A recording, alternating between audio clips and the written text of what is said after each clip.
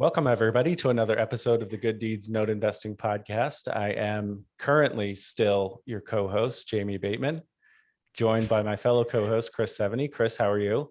I'm wonderful, Jamie. How are you today? I'm doing just fine. It's Friday, and I think the birds were chirping earlier, but we have a special guest / new co-host with us, Lauren Wells. How are you doing, Lauren? Doing pretty well. Nice. Well. Yeah. I thought you were going to say it's Friday and I ain't got what to do. So go back a little. I've got a few hours on you both, though, being out here on the West Coast. So yeah, you've got half the day ahead of me.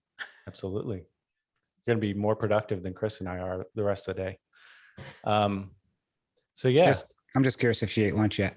Did you eat lunch yet? Did not. I chose to wait till after the podcast episode. What are we talking about? Well, today we're actually going to talk about many different things, but more or less, we're going to talk about some of the new things you've got going on. As you mentioned, Lauren is going to be co-hosting the podcast going forward, which we're also going to be rebranding to Creating Wealth Simplified, where we're going to open up more topics on just more, not note investing, but other aspects of real estate. And really trying to grow that audience. Of course, we're still going to be talking notes because that is our main business.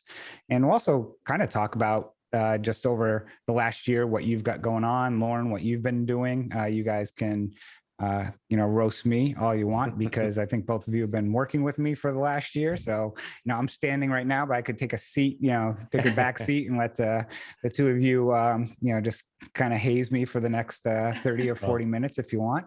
I was going to say, we don't have enough time to really cover all of the roasting that should be done. So, Lauren, for those who are unfamiliar with you, why don't you introduce yourself?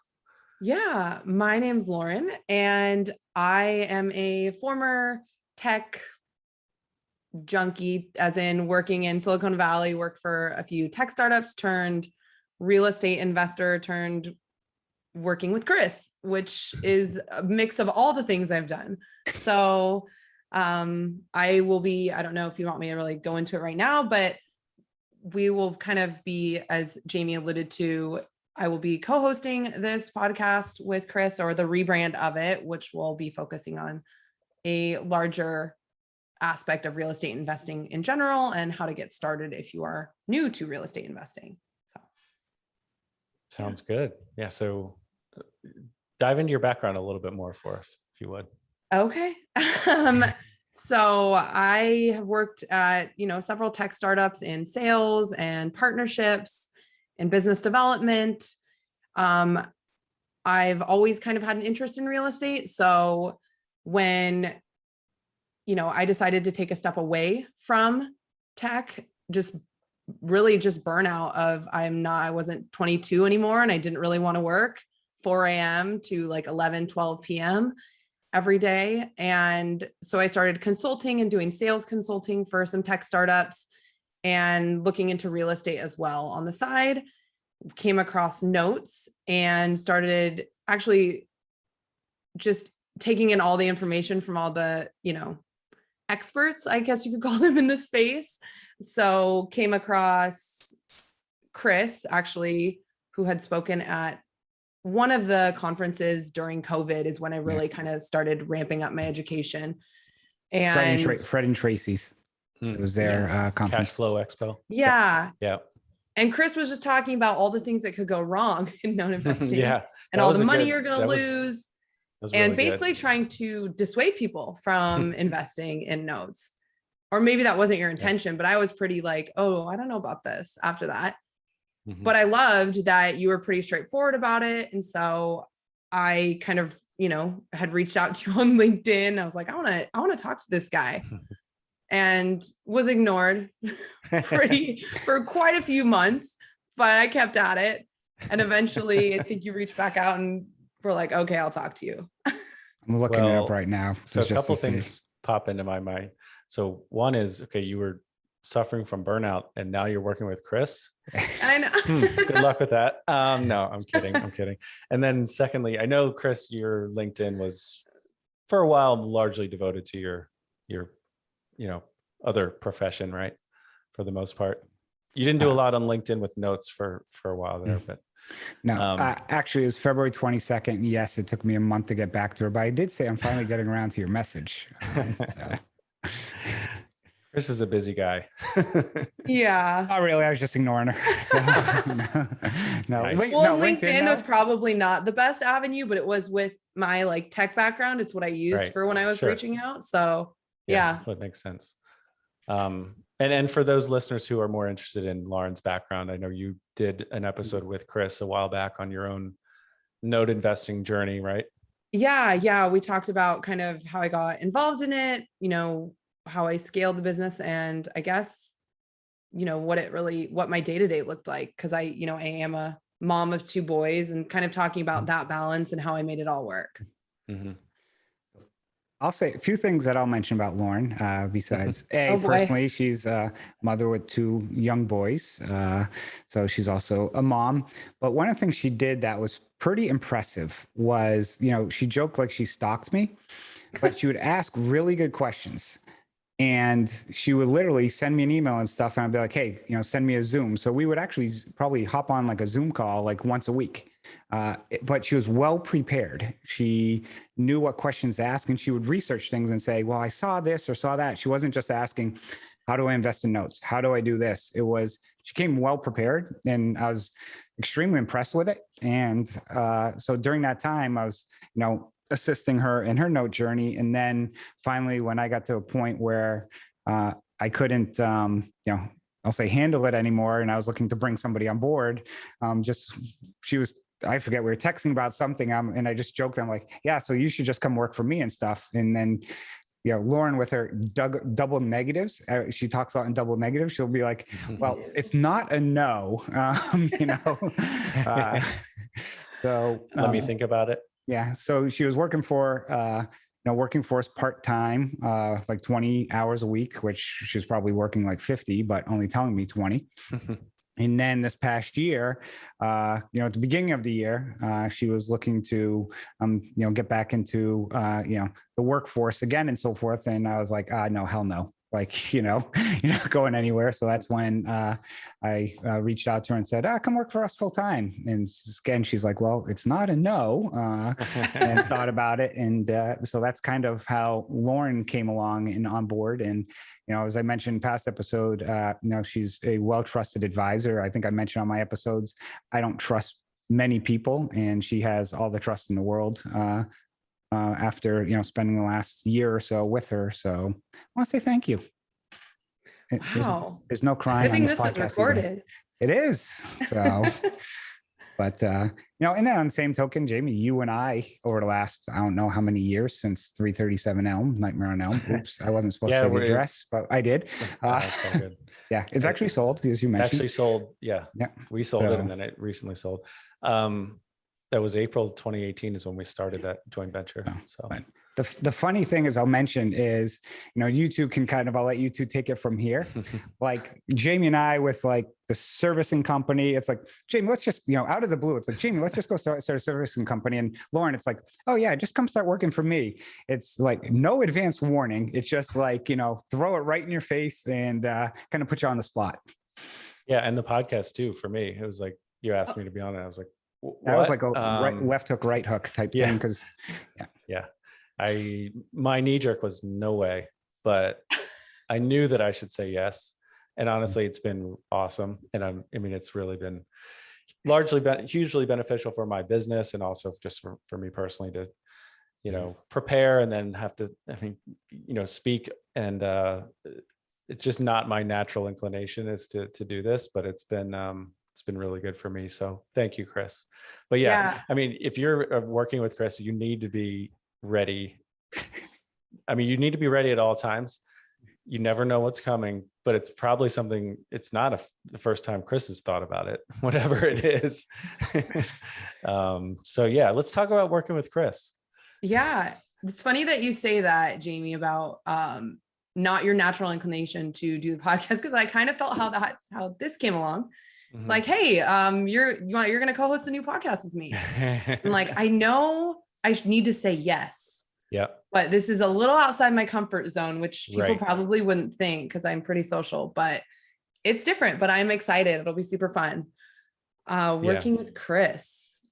I like to get people outside their comfort zone. I'll say that. Well, see, Yes, you do, but it's really good. That's really I can good. be a little more free because, you know, Chris and I broke up, and then, you know, he's your boss now. So Actually, Jamie, can you lift your left hand, please? Oh, that's right. I don't have it on. He doesn't even have his ring on anymore. No. Oh, God. It's all right. My wife never listens to these anyway. When I started doing jujitsu, they kept telling me to take off my ring, and I'm like, I don't want to lose this thing. So I put it in my bag, and then I still have it. It's just, I don't have it on. Thanks, Chris. Anyway, where were we going with this? Working with Chris. Working with Chris. You know, it's fun. It's there's never a dull moment. Like you said, Jamie, you know, everything you do is very methodical.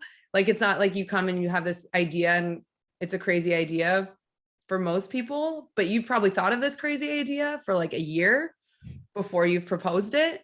So I think there's a lot of trust when you work with Chris that has to be there, in his experience and his expertise. And yeah, I've enjoyed it so far. I think it's fun. Doesn't feel like work. If you put together one of those diagrams, like if yes or no, you know, those flow charts you see that are usually humorous, you know, mine would be like, first thing, like Brian Gallagher accepts. If yes, like, okay, goes to other people. If no, okay, how to convince Brian that it is legal, you know, and then like come to like 4 different areas to see before it actually gets killed. But most of the ideas actually do get killed by Brian. He's the idea killer, but mainly because they're probably illegal. So I'm glad to run those by him. But I've said, I actually was saying this earlier today, but Chris is a unique blend of an engineering mind, but someone who also takes action and is super creative as well. You know, nobody's perfect. Don't let this go to your head, Chris. Everyone is frustrating to work with. Let's be honest, right? I'm super frustrating to work with. Like no one's like walks on water, right? But I just don't think there are that many people in this space who, I mean, Chris is an engineer, math, science, crunch numbers, loves spreadsheets, loves analysis and all that stuff, right? But he's also like doing stuff. And I think that goes back to the episode of my podcast that Chris was on, where, you know, he talks about his adversity. And I just think, I don't know, you have a unique way, Chris, of approaching life where you do cherish every day and you take action and you recognize that life is valuable. Not that we get too, you know, I've got some Kleenexes here somewhere, but there aren't too many people like you in this. I've never met anyone like you, honestly. You got the Kleenex. I got all the debit cards. This roast turned into like here, No, we need to. Yeah, we still have the roast coming. We have 30 minutes. Oh, trust me. I know it's coming somewhere along the lines. Okay. Yeah. So that's it's been awesome working. It's not like we have a lot of work to do together still, Chris. It's not like it's over, but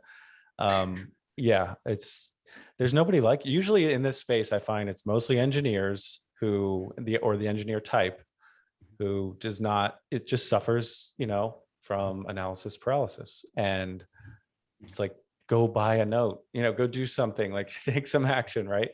And then there's the other side where it's like, you're just totally taking way too much risk and not running the numbers and not, you know, actually analyzing anything. And you're a unique blend of both of those.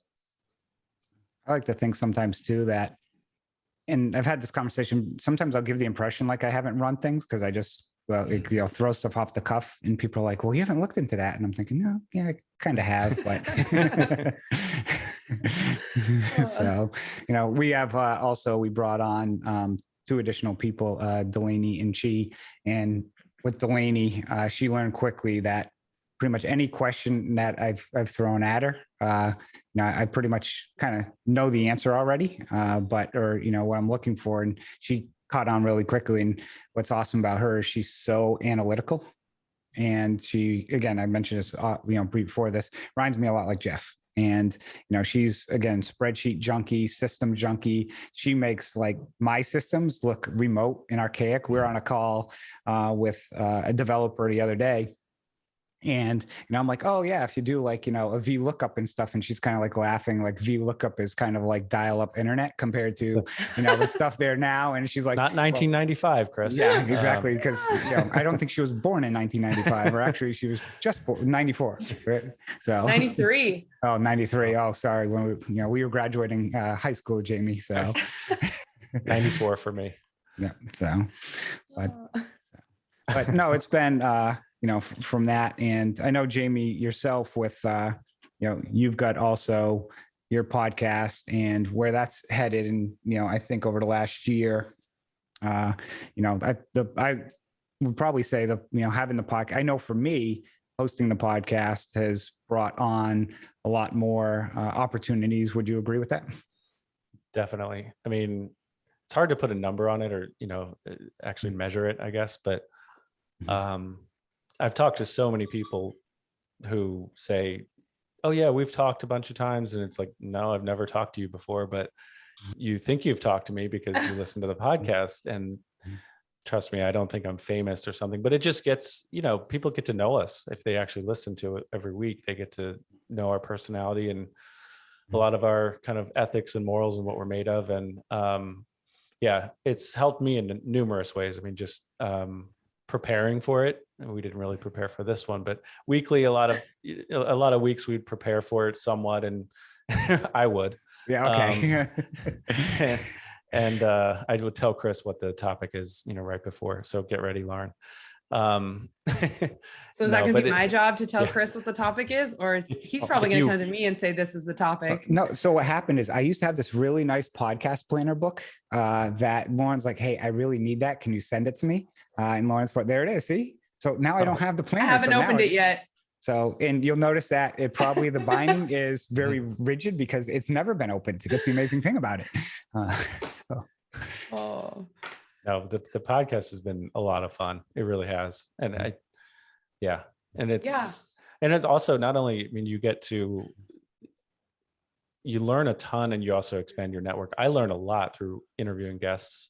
I mean, just, so yeah, I think, but at the end of the day though, and this is why both of us are kind of branching out as far as the podcast, our own podcasts go, notes are limited in the space, as far as your reach. There are only so many people who start out as note investors and stay note investors. And I think for the most part, the Good Deeds Note Investing podcast has been, honestly, I think it's the best one in the note space. Yes, I am biased, but I genuinely believe that. Although we didn't win Fred and Tracy's award, but I'm not bitter about that. But best Facebook group. We did win best Facebook group, but by far. But it's limited in its reach. I mean, let's be honest, like it kind of is. So you end up appealing mostly to the active note investors. So I'm excited for both of our shows because I think yours is going to have a really broad reach, and there's so much to personal finance and investing and real estate and infinite banking. And I mean, just economics and, I think, go ahead, Jamie, something you said was that Chris is the type of person who not only is that analytical engineer, spreadsheets driven person, but also, actually puts pen to paper and takes action. Yeah. And part of this podcast moving forward, I think is going to be focused a lot on that. There's a lot of people, not just in the note space, but who want to get started in real estate investment. And they have that engineer analytical mindset that they get so caught up in, like, what kind of business entity do I need to have set up? Right. What do I want to invest in? And then instead of focusing on one thing, trying to figure out what is the best investment for them. So I think with the Creating Wealth Simplified podcast, it will be expanding outside notes for that reason, to be able to show people how to take action, how you can get started essentially in different types of investments. Thankfully, Lauren can take what I said because I will be all over the place. and kind of put that into a nice, neat ball and then explain it in layman's terms to people. That's something she's excellent at, because we'll be on these calls and I'm going to put Lauren on the spot in a second. And so I'll start just going and I go off on my tangent and stuff. And she's like, what Chris is trying to say is, or can you explain what that means to the person who doesn't understand engineering? You're bringing in the simplified. The simplified part of it, not saying you're simple. I was gonna say, are you saying I'm simple? No, that is an important thing though in communication. Yes. So I'm curious. Well, go ahead. I'm curious how you decided, Chris, and I'm sure it's always, you know, in flex, right? Or in flux rather. How you decided kind of the roles for your business, like, you know, because this whole hiring thing is fairly new to you. So I'm just curious how you decided, you know, what role Lauren. I want to hear your answer. Chris's answer. Yeah, I want to hear Chris's answer. Oh, no. So Lauren was like simple, easiest hire ever. Oh my gosh. Because two things. One is, and I've mentioned this on the podcast, and you know, I say this tongue in cheek, but I don't like people. And what I mean by that is, you know, if people reach out, like for me, I'm driven by my tasks. And then it's one of those things where, okay, that email came in, like, oh, this person reached out about something. Okay, it goes in a pile and then it eventually gets to it. And I don't know, for some reason, I'm still kind of quirky where, again, I sometimes don't like talking to people, even though I can sit here and you'll laugh because like, Chris, you can talk for like 12 hours and never shut up. And, but Lauren, with her background in investor relations and sales, brought her on I gave her the simplest task. I mean, she's got to go raise a few dollars. Nothing. I mean, 75 million. I mean, that's nothing. So that's Lauren's task to go now run up our investor relations and strategy. And with her background and the way she thinks is, and we've got, you know, marketing team and we've got, you know, other players involved and going through things and how she manages them and handles them. You know, that's her expertise. Like we were talking today about something about, you know, the logo and stuff. And I'm like, hey, I'm not dying on that sword. Whatever you go with, you know, I'm just a dumb engineer. It doesn't matter what I think it looks like, because it looks good for everyone else. Now, just be ready, Lauren. This is where the roast comes in. Chris will say, yeah, don't just run with whatever logo you want. And then he's going to rip it to shreds. Yes. I literally said that right after he said, I don't really care. That's like a sword I'm going to die on. I was like, but kind of, because if I send this one in and you don't like it, I know you're going to say something, but it might just Chris? Be like, sorry, I see his face. No, it had me thinking, like, because I do this all the time. It'll be like, I have a logo story when you're done. Oh yeah. So yeah, we do. Well, no, just this is super quick. We did a logo for an Integrity Mortgage Note Fund, which is honestly, it's not the best logo. But at the time, he's like, I don't care. It doesn't matter that no one is investing based on a logo or not. I think we did the same thing. Well, actually, both the logos I've gotten done for us. But then just the other, 3 days ago, you texted me a screenshot. You're like, nice logo. I'm like, you said you didn't care. No, I like that one. No, I actually like it. Oh, you do like it? Yes, I do like it. No, okay. I like it. Here we go. We're clearing the air. No, that one I like. All right. Now the Bi-Fi one, that one got thrown out real fast. That was awful though. I'm sorry. That one was awful. So you do care. But no, it's like when I tell my husband, like, I don't care what you put the boys in for school, or like, I don't care what they're eating for lunch. And then I'm like over there remaking the lunches because they can't eat those things for lunch. You care. He cares. That's because he takes pride in his, in his work. Yeah. Did I cut you off, Chris? Yeah, no, I was going to say one of the things I'm famous for doing too is be like, we'll have a call and like, okay, Jamie, you'll run with this, I'll run with this. And then it'll be like a Sunday morning and I'm sitting there going through everything and I'll be like, oh, I'm just going to do that. And then I get it done and be like, realizing like, well, I told Jamie to do it, but I'll just get it done. And Jamie's like, I thought I was doing that. And I know I've done that with Lauren. I do that. You have, but I do it to you as well. Like I've sent you stuff. I'm like, oh, he's not going to do this for like 10 minutes and I can get it done in 2. So like, I'm just going to do it myself. So, I mean, you already know this, Lauren, but Chris moves fast. So, just it's good to, it's what? This is a great topic, Jamie. Let's talk about this. No, this like, is hilarious. I'll tell you there was one probably, I don't know, 2 months ago where we're bidding on assets and he has me running pre-bid due diligence for like all day, right? I spend all day doing this, right? and then he's like, why are we even bidding on those? So we'd agreed, we'd taken this tape and we'd narrowed it down to like 5 assets, right? And then so I spent a bunch of time kind of analyzing it, putting our bids together, which was the plan. And then he's like, why are you even working on that? We're not even going to get those. It's like, oh, okay. Well, when were you going to tell me? We got one though, right? I didn't have anything else to do today. That's great. That I just wasted no worries. But we did buy one close today on it, right? Yeah. So see. No, So I'll tell you. Can I give my version first? No. This is going to be good. This is going to be good. This is a really good one. Actually, yeah, you should give your version first. Okay, no. So here's my version. I sometimes tend to move at a little aggressive rate. But Jamie, and you know don't this. tell people that you've moved on. No, wait, Jamie, if you say, oh yeah, that's a good idea. Okay, to me, how would you define that? If you say, Chris, that's a good idea. For you, that means you're going to go do it. Thank you. Okay. I rest my case. That's all you have to say? That's all I'm going to say. Okay. So, when it comes, this is actually kind of comes back to your question, Jamie, about hiring and how did we expand the team and, decide. So I don't know if necessarily I was the easiest hire. I think it just kind of worked out with my background. But, Chris and I are thinking, okay, as we grow this opportunity, we need to have more people on board. And so, how Chris is, he likes to have like 10 people up, what's that, on deck. That's baseball analogy, right? Sure. Ready for whatever position. And so he's, one day we're on the phone, he's going through names. It's like, oh, what do you think about this person? And I'm like, yeah, like they're great. Like, I don't know them really well, but yeah, they're great. That's literally the extent of it. That's the extent of my like insight into this person. So how many minutes until they were hired? Well, so, we dropped it and I was like, okay, like we have a good list. These are the people that can be slotted for asset management and whatnot. Mm-hmm. And later, what is it? A month, less than that later,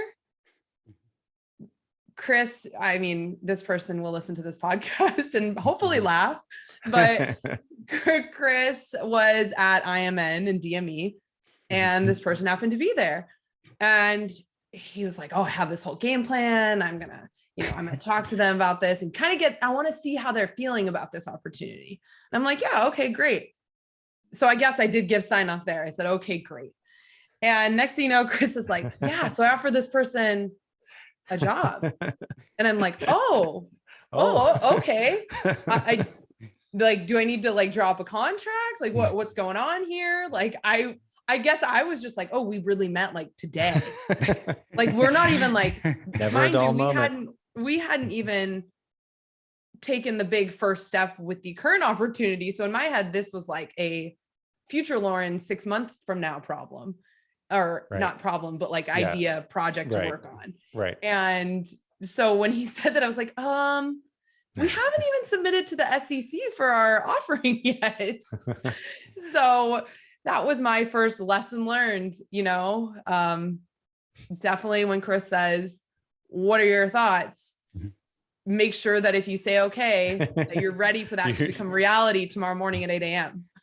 It gets a little better though, because along with that, we were talking with other people and Lauren had, somebody she knew as well. And I was like, oh yeah, let's get her on the phone. And then it's like a Friday and basically be like, good. And then like we get off call, I'm like, go Lauren. Okay, let's hire her. Like, I was like, you need to sleep on this because that's how we need to do things, not like knee-jerk reactions. So yeah.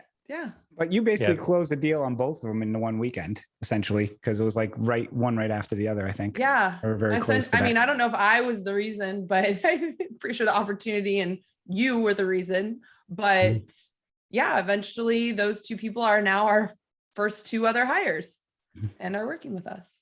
That's awesome. Yeah. It's a fun team. So, but is it more identifying the need of the business and then going out and finding someone, Chris, or is it more, hey, here's this person I think is a rock star. Where do they fit into my team? It was, I think it was a little, it was more what's our need, more than, the person that fits. I could say, certain I disagree. well, yeah, I could see it going either way. It's a tough question. But no, here's the thing. Answer. So we've got another person that essentially we talked with this past week, and we knew this person was kind of out there for kind of the past year.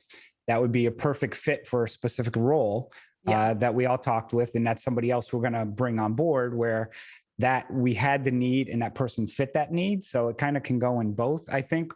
Lauren can make a good point with both, because she and Delaney bring two different aspects. They're very skill sets, but they're both very good at what they do. And I knew we could, for me, the way I manage my business, I don't think anyone's going to come in as an expert, because I'm just going to blow everything up and kind of want things done a certain way anyways. And we can look at Lauren's face. So from that, it really kind of part of it is, hey, are they talented? Which, the first comment I made, and Lauren can attest this, is when I told people, when we had our first call, is nobody has anything to prove, because you've already, you're in the door already. Right. Because I think they're all extremely strong. Well, you are. I'm sorry, but once you let people in, then they're in, like you said on the previous episode. But I don't know if people really appreciate the shift that you're making with your business right now. I mean, this is big. We haven't really talked much about it, I think, yet. So I think that's probably why. You go ahead. I want to say something first about the need versus the skill set. So it's so funny, because I think I would disagree with you. I think both these, Chi and Delaney, we knew what we needed. And so we found people who would be able to learn and were eager and driven. And I think the funny part is with Delaney, there's an aspect of what she brings when it comes to process and systems that we didn't realize we needed. Yeah. And now she's here and we're like, how did we do anything without this? Right. So, and then you have Chi, who on the other hand has all this wealth of knowledge when it comes to a vertical that I'm a little bit more well-versed in, but seconds, for example, investing in seconds. And so while we weren't hiring specifically for those things, they had the background and the drive. So I think it's really more about the people, right? For most positions. Then sure. I enjoy being on the calls with them, and you can look at them and you can just see their brains like churning, and it's like, the difference is the way they think from those aspects, and they both add very good perspective to things. And one of the things that I like to, when I manage people, is I want to make sure people voice their opinion and make sure they're vocal. I don't want to be the type of person where you feel like you can't talk to me, or like you feel, not threatened, but just, feel like I'm like, I work for people who just seem like they're very bullish and bossy, where you don't even want to go to them because they're like always in a bad mood and stuff. And it's like, if I talk to them, it's just going to be like an awkward conversation. So that's one thing. You do like to take control and take action, but you are very open to input though, you hired 3 women, so you better be open to input. All on it. Well, it's going to be 4. But I think it's easy just on the outside for people who listen to this show sporadically or something, or maybe they're in the Facebook group and they kind of know what's going on or whatever. But, and I don't want to, I don't know everything that's going on, obviously, inside the business, but I do work pretty closely with you, Chris, and it's just, this has been a massive shift in the last few months.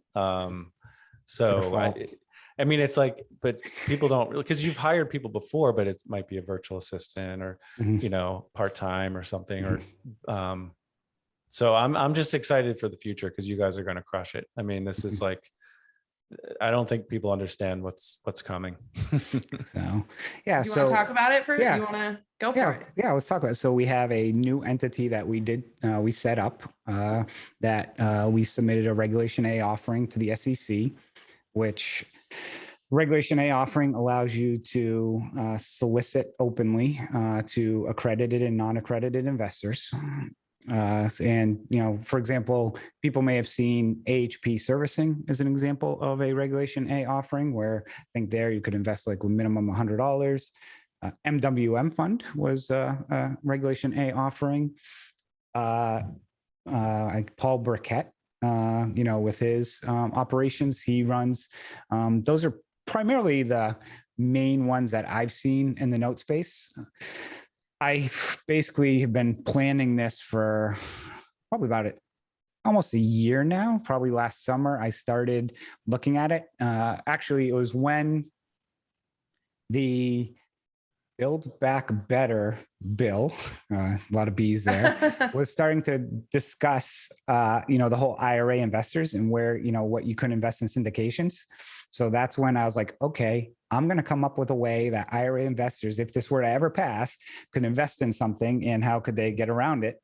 And over that time I've spent, and Lauren laughs at me because I've read, I don't know how many SEC filings on the weekend, how many, CPAs I've spoke to structure this entire entity, to basically structure it differently than everything else to give us an advantage.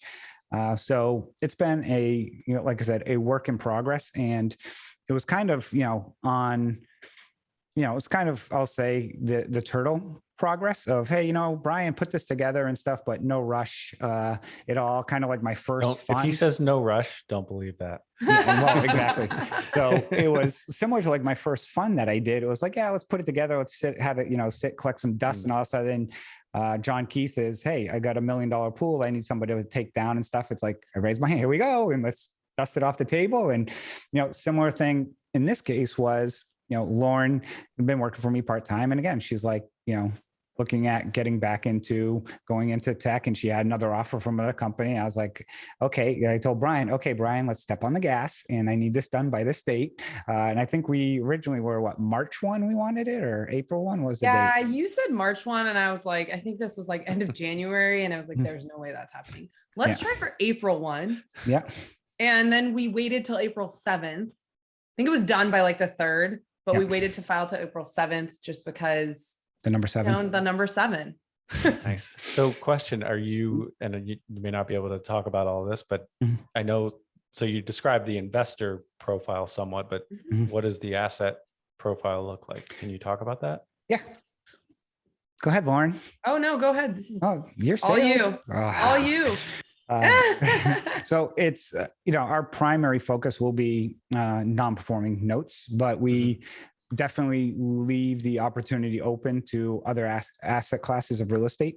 With the number with the amount we're looking to raise, we need to want to leave it open. So if we wanted to go take down a small multifamily, if we wanted to buy rentals, I'd say probably not do like an Airbnb or anything along those lines. But, we basically left it really open to invest in, notes or other aspects of real estate. I think that's really smart for multiple reasons. I mean, and we are running out of time, but one is Chris has a ton of, and I know you guys do as well, Lauren, a ton of experience in other non-note, asset classes, especially commercial real estate. And so, and then secondly, it's like, nobody knows what's going to happen with the economy, with inflation, with the interest rates, and you don't know. I mean, why not be like Dave Van Horn, and you can pivot based on what's happening in the economy and what investors are looking for, and then you can do multiple things in one fund. I think that's awesome. Yeah, I think that one thing that again, you mentioned is like, it is a big this whole thing has been a big undertaking. It's not like when we talk about, we wouldn't be able to file by March 1st, we had to wait till April 1st. It's because the process you have to go through to get qualified by the SEC isn't just like, any other offering, where a lot of the offerings are Reg D offerings. This one, you have a team, you have a broker dealer, you're hiring a transfer agent, you have, a specific attorney, you have an escrow agent. Yeah, the escrow, CPA, there's like the five, audit. there's like a team of experts who are all helping you submit one document, and then throughout the raise are helping you manage it. So it's much more regulated. And because of that, just submitting this, how long is the document? Like 100 pages plus? 140, right? Yeah. now? So 140 pages, just, it's